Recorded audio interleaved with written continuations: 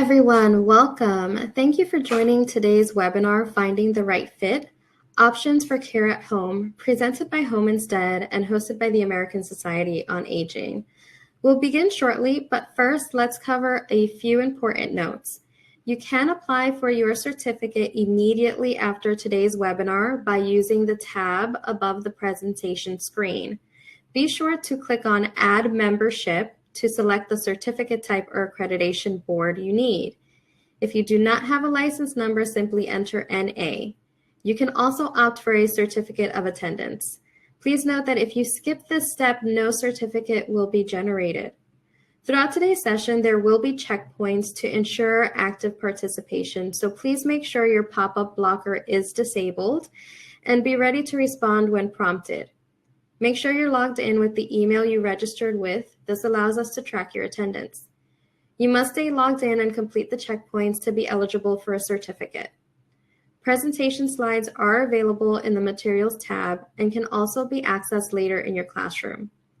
The on-demand recording of this webinar will be available in your classroom within 48 hours. For more information, check out our webinars page for helpful guides and FAQs. These can also be found linked in the Announcements tab and in your classroom. If you have any technical issues, you can click on the Help tab at the top of your screen, which will connect you to support.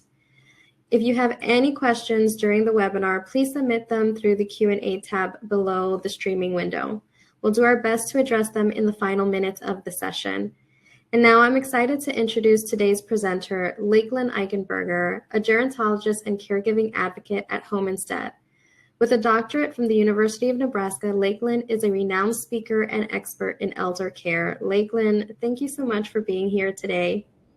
Thank you so much, Victoria. Hi, everyone. It is great to be with you. This is our first webinar of 2025 as part of this series. So it feels like I should say Happy New Year, even though we're already into the month of February, but so glad that you could join us. Before we dive into content, I wanted to just call out that you may notice a new look and feel to Home Instead. You might see it in your local community. You might have seen our new advertisements on television. So we have rebranded. So we used to have purple as our main color. Now it's green. And in the area on the side, you can find a video that shows kind of the evolution of our brand. So over kind of by the Q&A tabs under announcements, you can see that link to the YouTube page. And there's also a really beautiful, I think it's beautiful, new commercial set of commercials that we have launched that really showcase a better what's next for our aging population and providing care and support for them where they want to be, which is usually at home. And we're going to be talking a lot about that during today's webinar. But what I love is the new branding. It's very fresh, vibrant, and in the commercials, there's a very catchy song by the band The Kinks. So I definitely encourage you to check out our YouTube channel and social media just to see more of our new look and feel. Definitely, we still have, of course, the same great care that we provide across the country, across the world, but we just have a fresh new look. So sometimes it's fun to freshen things up. So anyway, today we're talking about options for care at home and finding the right fit. Most older adults, as I mentioned, they want to age at home, a place where they feel comfort, familiarity, but the reality is that to remain at home, many will need extra support. And sometimes those options for care can be really overwhelming and confusing. So we as professionals in the field can help educate the older individuals or their family members on the variety of options for care at home. I think back to my great-grandma. When she needed care over 30 years ago, there really was only two options. It was move her into a nursing home or move her in with one of the family members amongst the family. She had 12 children, so a large family to care for her and make her comfortable for her last few days. But now, you look at today, we have a lot of options for aging, whether it's aging in place or moving to a care community setting. Nursing home isn't the only option anymore, which I think is wonderful. We're meeting people where they're at. So today we're going to talk about considerations for aging in place, signs that more help might be needed. We're going to go through questions and considerations when choosing a home care provider, and then review cost and care options for finance. Cost of care and options for financing, because we know cost always comes up in these conversations. So definitely want to address some of that. So let's dive in. You know, as the Dorothy in The Wizard of Oz says, there's no place like home.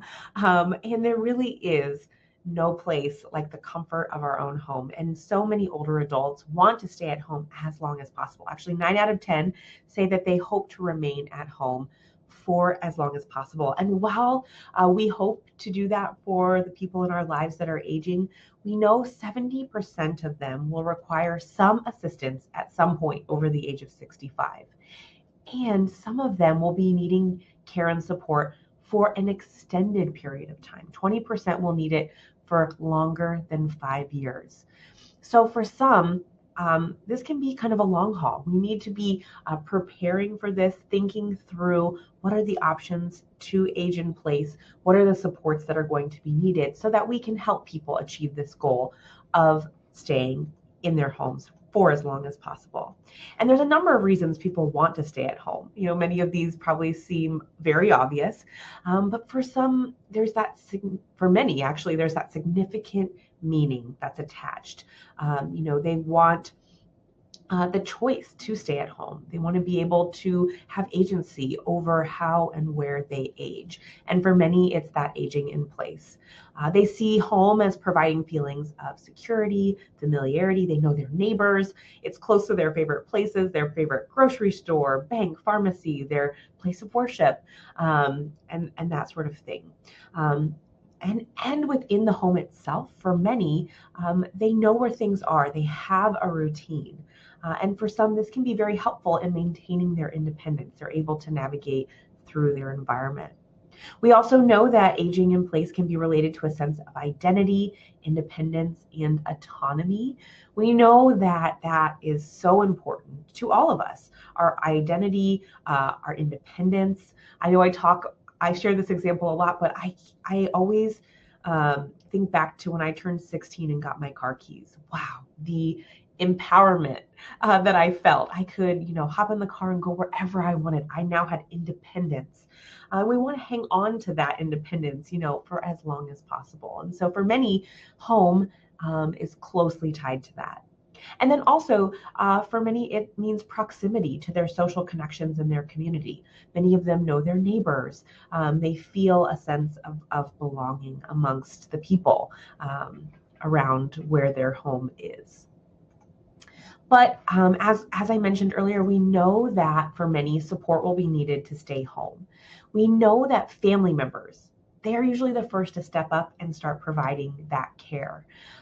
We know that, however, family structures are changing. People are having less children, maybe not even having children at all, or maybe their kids live far away, they're long distance. We also know there's that sandwich generation of people caring for an aging loved one and also raising their own children. And also many family members are working and caring for a loved one. So that is where supportive services in the home can really help fill the gaps and really provide the family unit with that support, the older adult with that support, to provide for the needs of that individual. Or, for some family members, they might not feel comfortable doing certain tasks, or they prefer not to do it. Bathing is a common one. An adult son might not feel comfortable bathing his mother, even if they had a close relationship.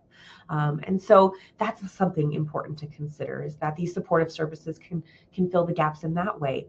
And then also, we know family caregivers can reach that burnout point really quickly. And connecting to supportive services in the home can provide respite or a break from their caregiving role, and really can help them sustain that role for a longer period, hopefully then helping their loved one remain at home for a longer period. So when it comes to aging in place, there are three kind of key components to making sure that the environment is safe and comfortable. First is adapting the home for safety. We know many homes are not set up to age in place. I live in the Midwest, and for some reason, we love our split level homes. You walk in the front door, and there's like four or five steps up to the living room and 4 or 5 steps down to the basement.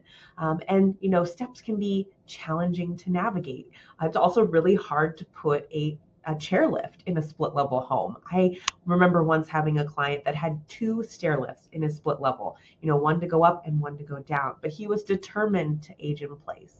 But you can't put in a stair lift overnight. You need to be thinking ahead and evaluating the home for safety, installing things like grab bars, increasing the lighting in key areas of the home, removing the rugs that are tripping hazards, so forth and so on. I'm probably preaching to the choir here about home safety. And really what this does is helps to minimize the risks within the home. We know falls are very common among the aging population, and we know when an older adult falls, their chance of falling again increases significantly. So if we can do things throughout the home to minimize the risk of fall and injury, things like adjusting the furniture for accessibility, maybe the bed frame isn't tall enough, or maybe it's too tall, so that when the older adult gets out of bed in the morning, their feet either aren't touching the ground or it's too low and they can't quite get the leverage they need to stand up. So just adjusting the bed frame can be very helpful in helping that person maintain their independence, getting in and out of bed safely. But again, you have to evaluate their daily routine and look at ways you can modify the environment. Many of those modifications aren't overly expensive. Some might be like replacing a tub with a stand-up shower. That might be kind of a more long-term fix that can help a person age in place. But those things like grab bars or a toilet seat riser, those are somewhat affordable fixes, or you might be able to look into community services that could potentially help with the cost of those kinds of modifications. And then the third key component here is bringing in outside help when needed. Things like home care or home health care, which we're going to be talking a lot more about. But the reason that it's important to start evaluating this early, especially if the person's goal is to age in place, is because we know that as we age, we experience changes physically, emotionally, mentally, and our needs change over time. We know that our abilities to perform our activities of daily living might be impacted. We might have changes in our physical function and appearance. We might have a condition like arthritis that could really make it challenging to do our own grooming and care for our physical needs. We also know, of course, we are seeing more commonly cognitive impairment in the older population. So changes in our cognition and memory, our mental status could impact the ability to care for ourselves, to care for our environment. And of course, we've already talked about falls. We see, older adults are at higher risk of falls, especially if they are faced with some of the other challenges that I've just covered. So it can be helpful to understand, the changes that could occur and then the signs when additional care and support might be needed. And I kind of bucketed these into three categories, emotional and social support, physical and medical signs that support is needed, and then cognitive. So when it comes to the emotional and social, you might see an individual start to have reluctance to leave the house. Maybe they're starting to withdraw from social interactions, and you might be starting to see signs of depression. And we know depression is not a normal part of aging. We know that, withdraw from social interactions, it could be a sign that something else is going on, that there could be some cognitive decline, and that person is very self-aware of it. And so they start to withdraw from social interactions because they don't want others to see. So that might be a sign that we need to get some extra support and care. We need to kind of dig deeper. When it comes to the physical and medical, losing interest in meals, nutrition, really can impact so many other factors. Declining driving skills, losing the maybe ability to physically drive, or maybe it's related to cognition. And then declining personal hygiene. That can sometimes be a sign that something else is going on. Maybe um, they used to be someone who showered every day, and now you're noticing that they're showering less frequently. And it could be that they're afraid of falling in the shower, and so they're deciding not to do that as often. So maybe some extra help during that bathing routine, or some grab bars can really make a big difference.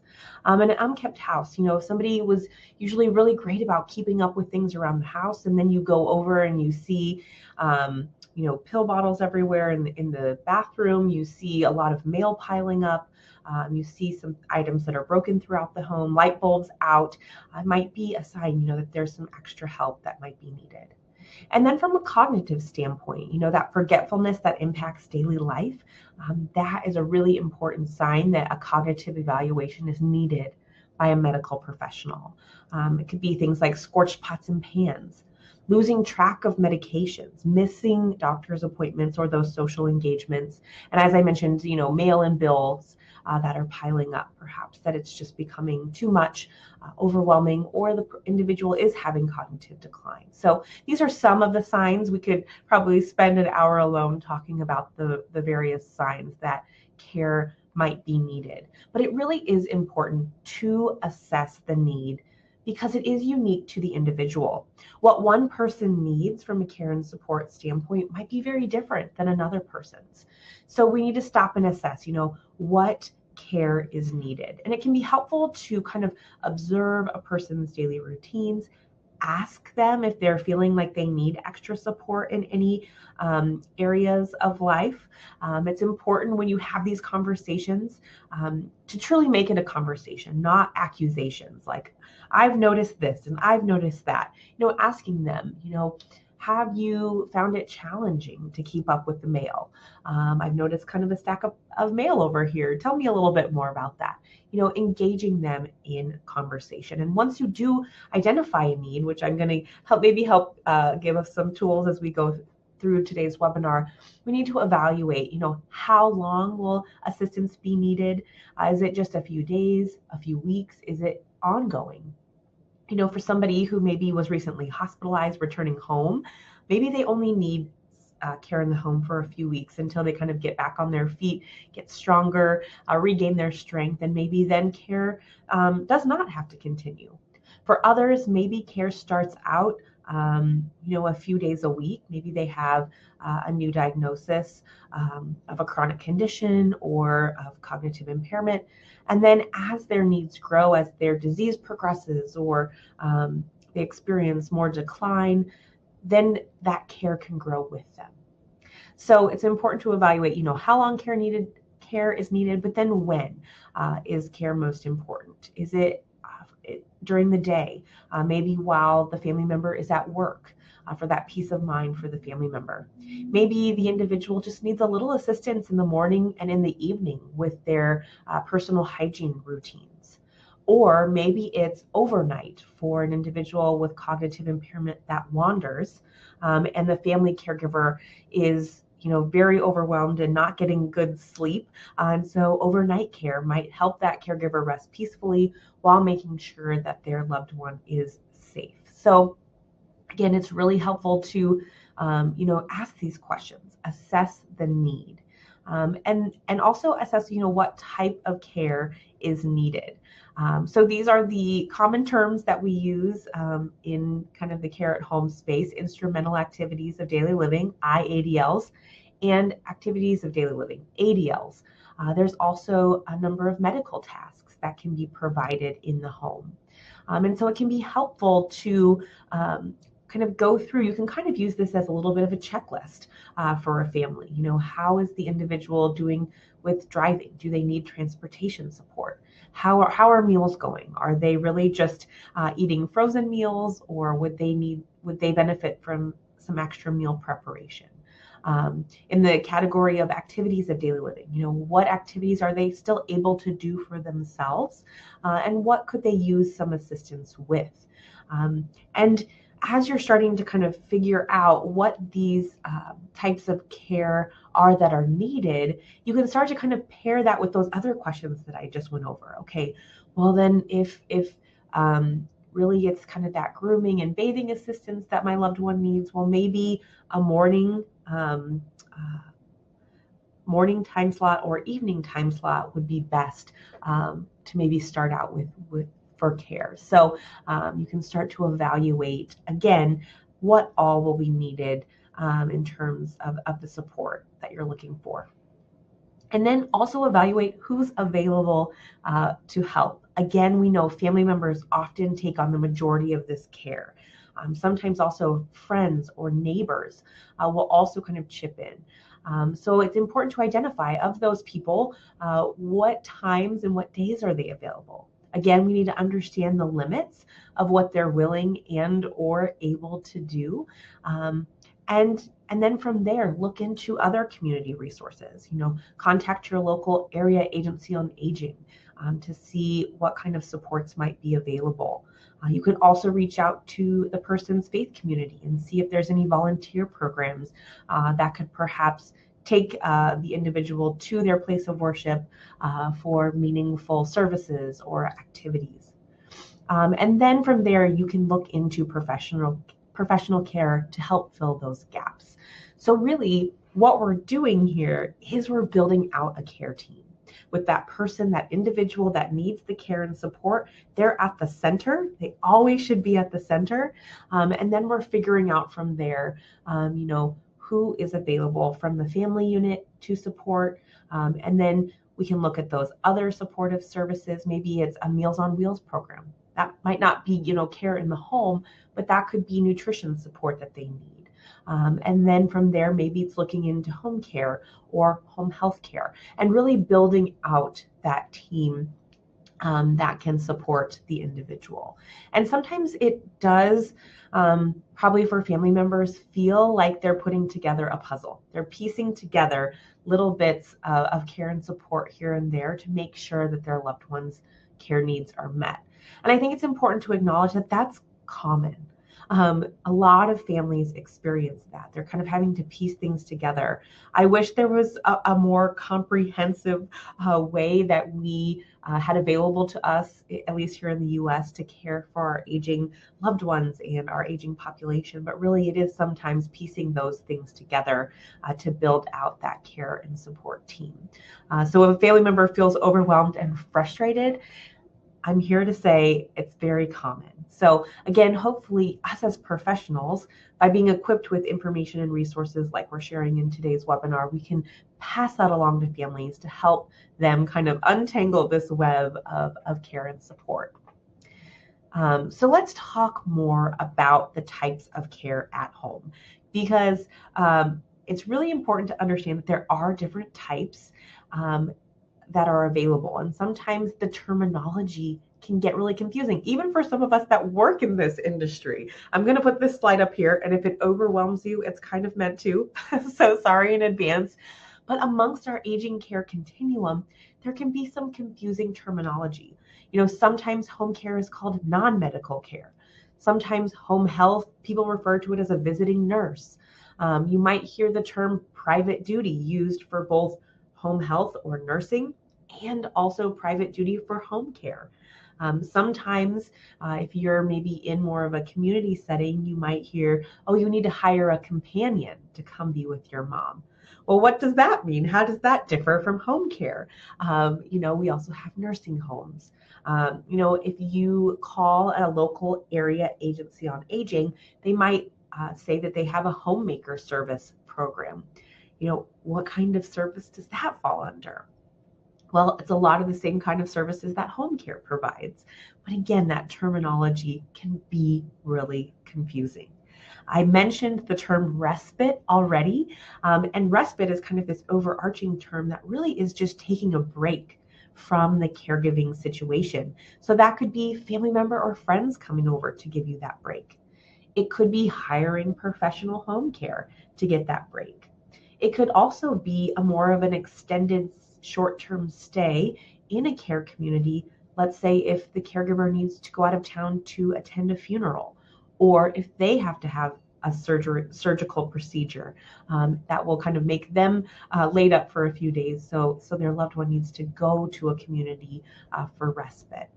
You also have independent living, you have assisted living, you might hear of skilled care or hospice care. So again, the terms can be very confusing. So hopefully I'm going to go through a number of slides here in just a moment, and I'm going to hopefully help demystify some of these terms. So, but before I do that, I did want to just hit on some of the benefits of care at home. So research has found benefits for the individual and also the healthcare system. We found that if somebody has care at home, it can help to decrease mortality. It can help reduce hospitalizations and also delay institutionalization. So it could help reduce the need for a person to return to the hospital after a hospital stay because they have extra sets of eyes, ears, and hands in the home helping them. And it might also, again, help keep them at home longer and delay the need to move into a nursing home or a community care setting. For many, it can improve their quality of life and have higher life satisfaction. Also, I think one of the understated benefits of having care and support in the home is the social interaction, that companionship, because it can lower levels of loneliness. And also, care in the home can help a person's perceived stress be reduced. Having those extra hands in the home, having somebody there while you're bathing can just be, a sigh of relief knowing that there is someone there. And then from a healthcare system perspective, it can lower the costs of healthcare. So I think it's important to consider those benefits. I did not have a category for the benefits to family. That was a real miss on my part, I'm just realizing. But I think about the benefits to the family member as well, that peace of mind that it provides, the ability maybe to continue working or to get their own needs met. So there's definitely benefits for the family as well. So I'd be remiss if I did not mention that. So now I'm going to go kind of category by category of the types of care in the home. And I'm going to start with home health care, because I think that this is a term that a lot of people are familiar with. So for home health care, there is usually a criteria that somebody has to meet to qualify for home health care. Usually the person has to be homebound and require medically necessary care. This type and level of care is often provided by nurses, therapists, aides, and often it's provided by a Medicare certified agency. So it does often require a physician's order, meaning your doctor has to kind of prescribe it. And these visits are often very specific to the medical need. And the visits are more limited, maybe 30 minutes to an hour. So that's not somebody who's going to be there around the clock. They're really going to come in to perform a task, and then they're having to move on to their next patient. So in the box in the middle, there's some examples, things like post-operation rehab, occupational therapy, physical therapy, caring for a wound, supporting mobility, maybe some pain management, or if there's an IV therapy or injection. And so those are the types of care that can be provided by home care.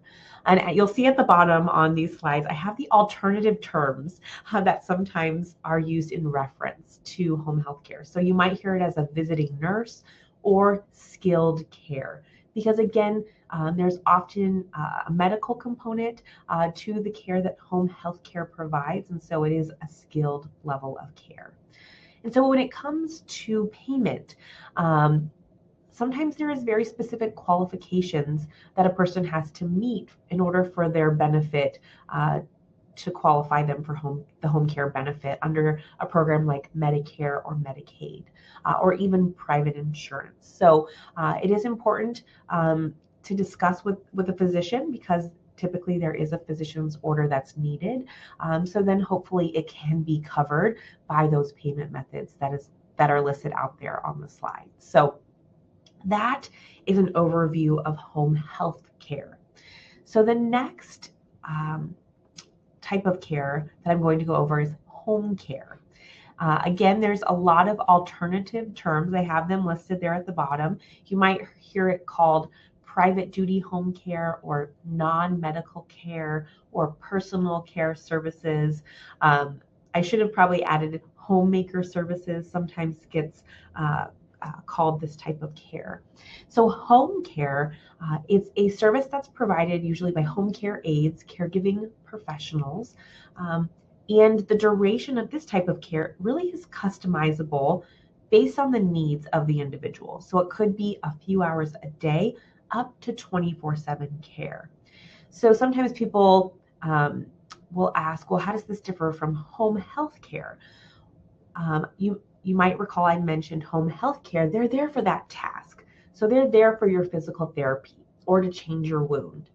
They can't stay to help you with your laundry or cook a meal for you. And sometimes if you talk to somebody who works in home health care, they'll say it's so hard for them sometimes because their patients will ask, oh, could you just throw in a load of laundry for me on your way out? Or can you just help me get this out of the oven? And that's really outside of the scope of home health care, but not home care. So a lot of times people might have both services at the same time. So home health care and home care. They really work very well together hand in hand. And so this home care service, very customizable. They can be that additional set of eyes and ears in the home. And they can do things like assess for safety, provide medication reminders. They can help with those household tasks. They can throw in that load of laundry. They can do some of the vacuuming. They can also help with nutrition and hydration, so making the meals and also sitting down to have a conversation with them while they eat the meals, which sounds somewhat basic, but we do know from research that if a person eats a meal with another, they're often more likely to eat more of a nutritious meal. So that is an important component. That socialization has so many benefits, not only to reduce isolation and loneliness, but can also, help support things like nutrition. Also, home care in many states can provide that hands-on care, assistance with toileting or bathing. They can also provide transportation, maybe to and from a doctor's appointment or to a social get-together that the individual wants to go to. And often home care, especially in the agency setting, will provide their employees specialized training on Alzheimer's and dementia care. So sometimes you'll see it referred to as memory care at home. So if the individual has cognitive impairment, they can understand the disease process and the symptoms or the dementia-related behaviors that a person might have and be able to support them. And home care can carry through with someone to the end of their life. So home care is not hospice, and I'm going to talk more about hospice in a few slides, but we can be there to support the individual while they're on hospice, because hospice, it's not a 24-hour service. There's not somebody there 24/7. And so sometimes home care, again, like home health, home care can partner really well with hospice and provide that extra support that a family might be needing at that end of life. And home care can also, as I mentioned earlier, be respite for a family caregiver. It can give that family caregiver a break, time away from the caregiving situation to go take care of their own needs. So really can be an extension of the family and be there while family members get that needed time away. And with home care, what's different than home health is there's not a need for physician referral. So you can call up a home care agency and inquire about services without having to get the doctor's kind of sign off or approval. When it comes to payment, a lot of people ask about this. If an individual has long-term care insurance, often there's a benefit that will cover home care. If an individual is a veteran, often they might qualify for home care services. And then Uh, Private pay and family funded is a common way that people pay for home care. And then some Medicare Advantage plans are starting to dip their toe into covering home care services. Again, it's very limited, so you do have to check with your individualized plan, but definitely want to look into that. And then if individuals do qualify for Medicaid, they might be eligible for the Medicaid waiver to cover home care. So again, I might be piecing together several funding options to cover care in the home, but there are a number of payment options. So next is private duty nursing. And this would be a service that is provided by an RN or a licensed practical nurse, LPN. And this would be hiring a private nurse into the home. So it is different than home health because in this case, when you hire a nurse privately, there's not a physician referral that's needed. And again, there's a very customized schedule of care based on the needs of that individual. But if an individual does have a higher level of need, such as a medical need, maybe they have a ventilator, or maybe they have just some very complex medical needs that they need a nurse for, they could hire a nurse privately. So you might hear it called a private nurse or nurse for hire, and then payment typically is privately paid. Sometimes insurance or Medicaid might cover the service. Again, very specific to the needs of the individual. So you might hear those terms used, and so now you'll know a little bit more about that. And then finally, I mentioned hospice care already, but wanted to go over, more about what that is. And hospice, it is a philosophy of care. It's not a place. That's a myth that a lot of people, they think that hospice is a place. I have to go somewhere to get hospice. When in reality, hospice is a philosophy of care, and it meets the individual where they're at. So a lot of hospice is provided in a home setting, but can be provided elsewhere. And it really addresses the physical, emotional, and spiritual needs of the individual and focuses on pain and symptom management at end of life. Typically, an individual will have about 6 months or left to live, or are no longer pursuing curative treatment. And so they might transition on to hospice care. And what's really great is it's provided by an interdisciplinary team. And so you can see in the examples I have listed there, it supports things like pain management and medication administration. There'll be nurses that come in for visits. Care coordination is provided by social workers. They'll help with durable medical equipment and supplies. There would be bath aides that would come in and help with the bathing of the individual. And there's even volunteers that can come in and provide respite, along with typically clergy that provide spiritual support. So again, it's that very holistic care. This does require a physician's referral. And so you'll need to talk to the doctor about having hospice care, and they'll know or be able to help talk through, does your loved one qualify? But often there's, that stigma attached to hospice care, that it's end of life, and that it's kind of admitting that your loved one is going to pass away. So it can be sometimes very challenging to talk about hospice care, but this is something I encourage people to plan in advance for. Start having conversations about hospice and understanding the benefits that it can bring, because it is just such a wonderful service. And for those over the age of 65, it is covered by the Medicare benefit for hospice. If the person's on Medicaid or VA benefits, or even private insurance typically covers hospice care. So a lot of times families are relieved to hear that it's not going to be likely an extra expense. It is covered. But also important to keep in mind, as I mentioned earlier, it's not there 24/7. Of course, they're available by phone 24/7, but the visits are spaced out based on, again, the needs of the individual. But that holistic care can be so helpful. Some other terms you might hear referred to in terms of hospice care is comfort care or palliative care. And actually, hospice is a type of palliative care. And so palliative care really focuses on that pain and symptom management.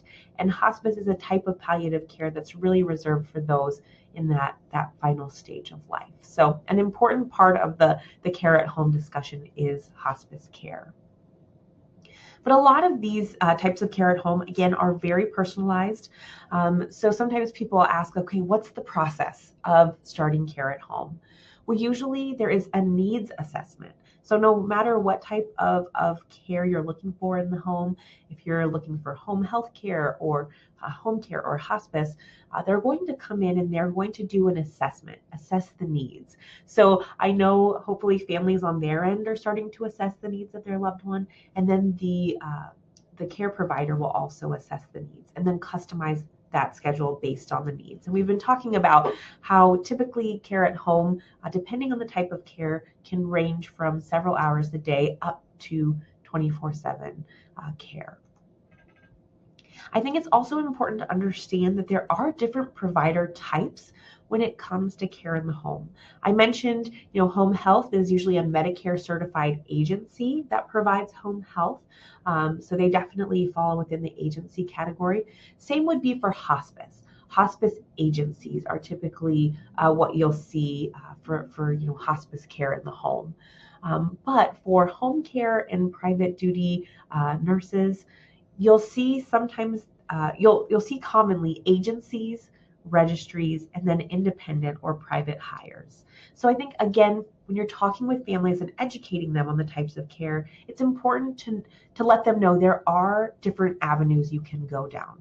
You can work with an agency. That would be someone like a Home Instead, our organization. We directly employ our staffs. We screen, train, bond, and insure them. And then the agency is the employer. So they handle all the employment responsibilities. And so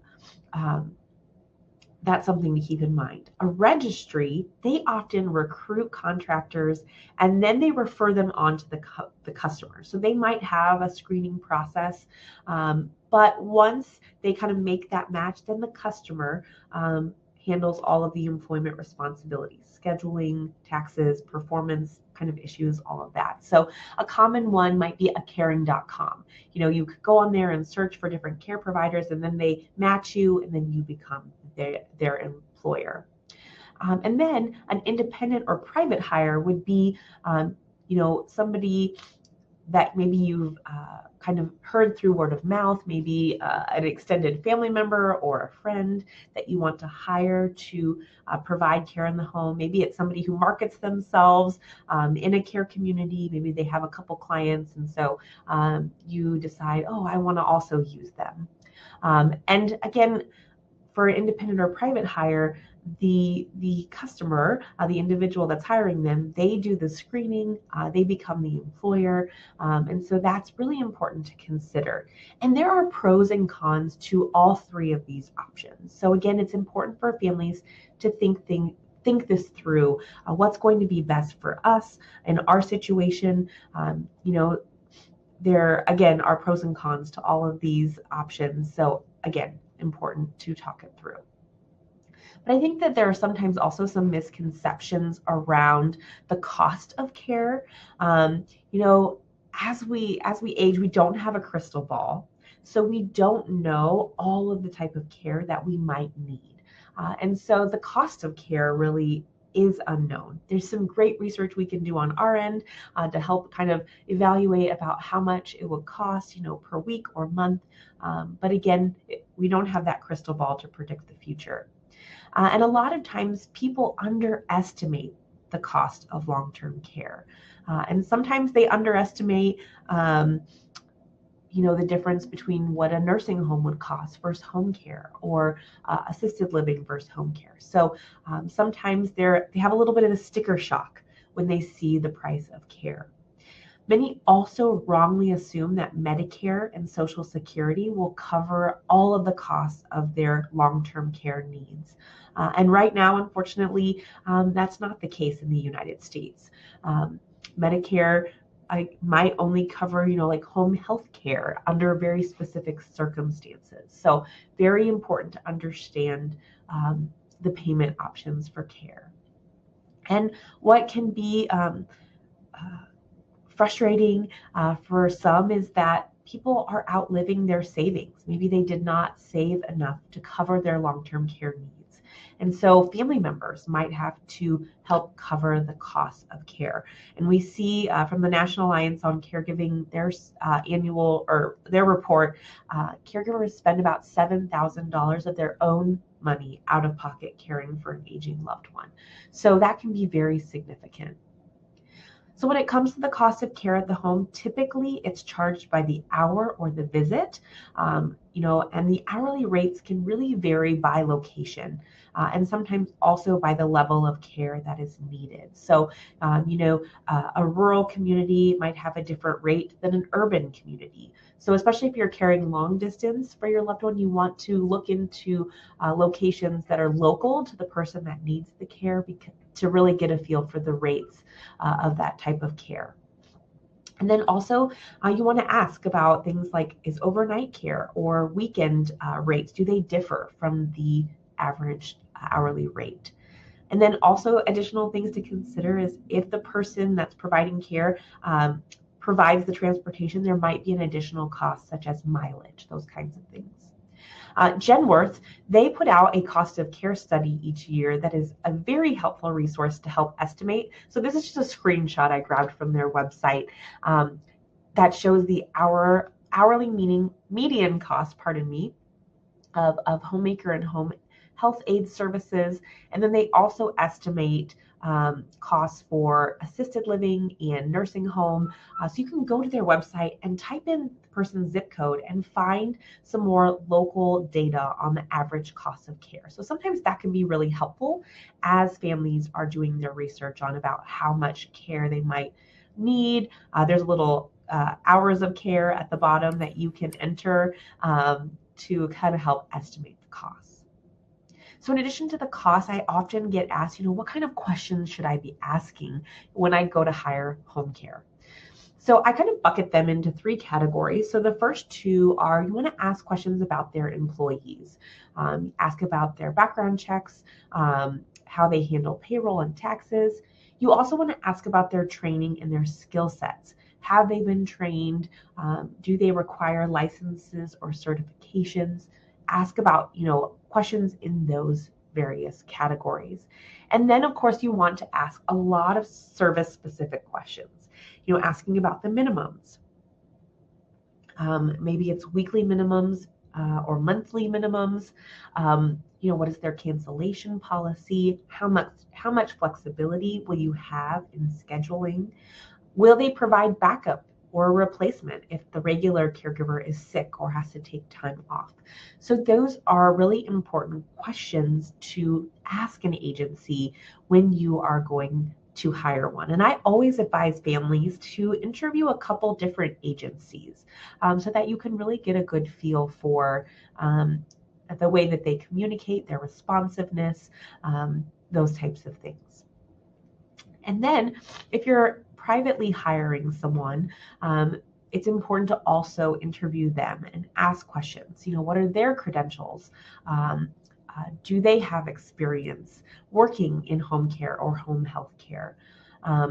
What's their availability? Do they have flexibility or other obligations that might impact scheduling? Do they have reliable transportation? And then also, do they have references? Especially if they have worked maybe in home care, asking for their references is important, and actually calling them and checking in on them. And so I also have some questions for reference checks, asking about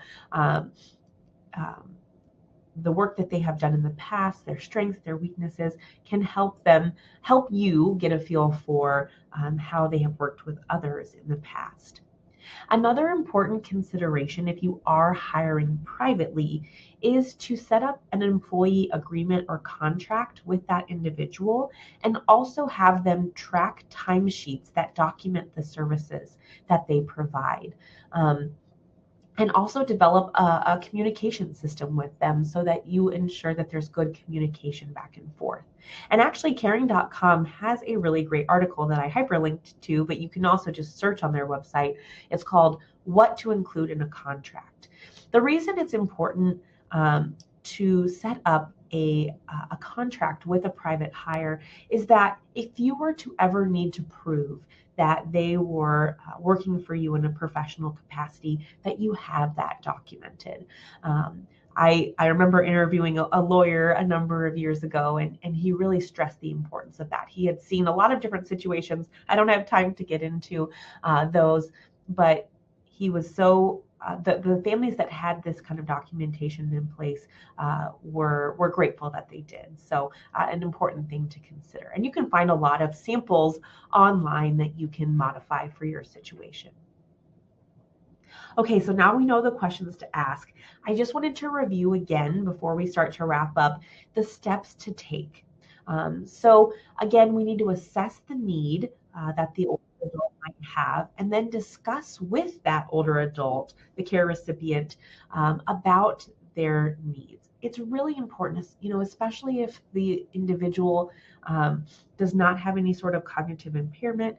They can still make choices for themselves. They still have agency, and they still want that independence and control. So discussing with them, involving them throughout the whole process is really important. So as you kind of determine the need and what type of care, you want to research your options. Word of mouth is always a great referral, seeing who else people have used, who they've been really happy with. Of course, a quick Google search can be helpful. Sometimes there are websites where you can enter your information to get the options in your area. Those can be very helpful, but I do warn families that a lot of times you will get bombarded with calls and emails. So just want to give everyone a heads up on that. People will be very excited to contact you and want to meet to share more about their services.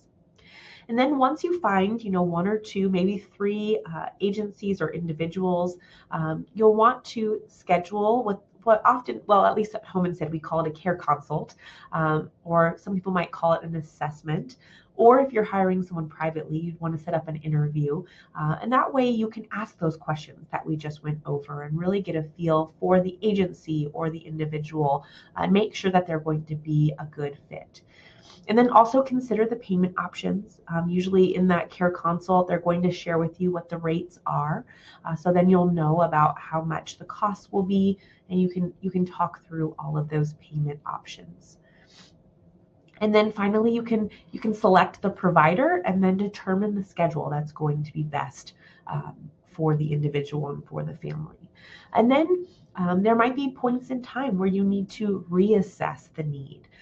There might be a change in condition or a medical event, or maybe someone's spouse passes away and they were the primary caretaker, and now that care recipient, that person needs more care after the passing of their spouse. So you do need to reevaluate this from time to time. I do want to acknowledge that there are some potential barriers when you're looking into care at home, and I'd be remiss if I didn't mention that. One big one is resistance to help and also a denial that care is necessary. And I'm going to talk about that on the next slide. I'm going to leave you all with a few thoughts and tips on that. Another barrier could be certainly the cost of care. Again, it's important to look into all the options of care. I know sometimes as professionals, we might be prone to maybe jump to a conclusion that they just can't afford that type of care. But maybe they have other resources or a long-term care insurance policy, or maybe they're a veteran and they haven't yet applied for benefits. Or maybe the family is willing to chip in and cover the cost of care, maybe because the adult children are working or they're not able to be there because they're long distance. So helping to chip in to cover the cost of care might be an option. And again, it might be piecing together that puzzle to find options for covering the cost of care. Another barrier might be a lack of services. We know in rural communities, there might not be an agency, so there might be the need to hire privately. That's where your local area agency on aging can be really helpful, is connecting you with local providers.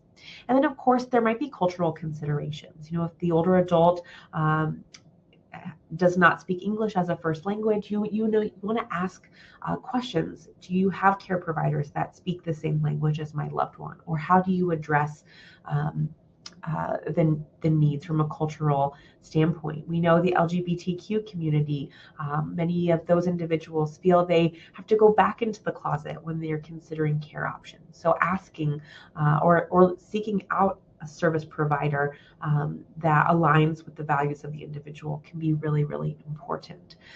So again, these could be the potential barriers that could come up. I did promise I'd share a few tips here on my second to last slide. If you are facing resistance or denial with having care come into the home. First, you want to focus on the goals of the individual. Really ask them what their goals are and listen. And for many, it's going to be to stay in place, age in place at home. And so you can really use that as the guiding light for your conversation, reassuring that you want to help meet their goal. And you can ask them, what are you willing to do? What are you willing to accept in terms of care and support to help make that goal a reality? So sometimes approaching it from that perspective can be helpful. And I mentioned earlier, involve them in the process. Let them help do some of the research, or ask, have your peers used any agency or provider that they've had a good experience with? Well, let's put them at the top of our list. Really involve them in the process. Let them be part of those interviews and those care consults, so that they feel like they have kind of some stake in the game, if you will. Sometimes it can be helpful to negotiate a trial period, pick a time frame. I suggest usually at least 2 weeks, ideally a month, and say, let's try this for a month. Would you agree to trying it to see how it goes? And then after a month, we can reevaluate and maybe make adjustments. Letting them know that this doesn't have to be a forever thing can sometimes be reassuring. And sometimes you might find that at the end of that month, you don't have to have the conversation because they found that it has been really beneficial. So that can be one way to approach it. And then also, not shying away from the truth can sometimes be helpful. If you've tried everything, you're still being met with resistance or denial, you might have to lay down the hard truth. If we don't get care in the home, you are going to have to move, or we're going to have to find an alternative situation. Or if you're the caregiver saying, I can't do this on my own anymore, please do this for me. Framing it up from that perspective, because a lot of older people, they don't want to be a burden to their family members. And so framing it from that perspective, this isn't actually as much for you as it is for me, because I need this help and support. Can you do this for me? Sometimes that kind of hard truth also can be effective. So I'm sure all of you on the call have additional tips that you would add to this slide, but hopefully those are just a few that can help. And then finally, as we wrap up, I'm going to leave this resource slide up here. Of course, at homeandstead.com, you can find a local home care provider near you by just entering your zip code. And then there's that Genworth cost of care study that I mentioned. Also, the Area Agency on Aging, there is a website listed here where you can find by zip code the Area Agency on Aging that services your loved one. Also on Home Instead's website, we have a free downloadable home care guide. It captures some of what we've talked about in this webinar. So that's a great free resource that you can utilize. And then sometimes it's nice to have an outside third party kind of helping you with this whole process. So a geriatric care manager can be helpful. So I have the Aging Life Care Association's website on there. You could also, for that outside perspective, work with a local hospital social worker or discharge planner. And then, as I mentioned, when you're looking into home care, word of mouth can sometimes be the best place to find others that have used home care that can provide recommendations for people that they really have benefited working with. So, Victoria, I know I left only 1 minute for questions. I'm sorry, but hopefully people have found this to be helpful, and hopefully this supports you and the individuals you work with as they look into care and support at home. Well, thank you so much, Lakeland. That was a wonderful presentation. Unfortunately, we don't have time for Q&A. I will collect all of the questions regarding the content and send that over to you to see if we can maybe send something out. I do apologize for anyone that experienced technical difficulties today. We did send a refresh that seemed to have resolved that issue for everyone. So thank you for sticking with us. I just want to say thank you all for joining us today. This really was such an important discussion, and we hope that it provided you with the knowledge and resources to feel confident in making informed decisions for yourself and for your loved ones. And know that you are not alone. There are services and tools and professionals available to guide you every step of the way. Again, thank you to Home Instead for making the session possible, for Lakeland, for sharing your expertise. You can find more resources, as Lakeland mentioned, at homeinstead.com. And you can also visit asaging.org for additional upcoming webinars, including Transforming Dementia Care Through Music, which will be on March 5th. So thank you again, Lakeland, and all of you for participating today. We truly appreciate your engagement. Bye, everyone. Thank you. I just got a question in about certificates. If you look at the tab above the presentation screen, it has an option on how to claim credit and a tab for certificates. So it'll connect you to our guides and including videos and PDF guides step by step. You can also click on the tab right above the screen that just says claim your certificate. It will not work right now. It will only work once we conclude the webinar. So once the webinar is ended, you'll see that you've streamed all of your content, you've met your checkpoints, and you can complete the quiz and the survey to claim your certificate. But the information is there, and if you need any additional assistance, please reach out to us at institute@asaging.org. Again, that's institute@asaging.org if you do experience any other issues. Thank you so much, and have a great day, everyone.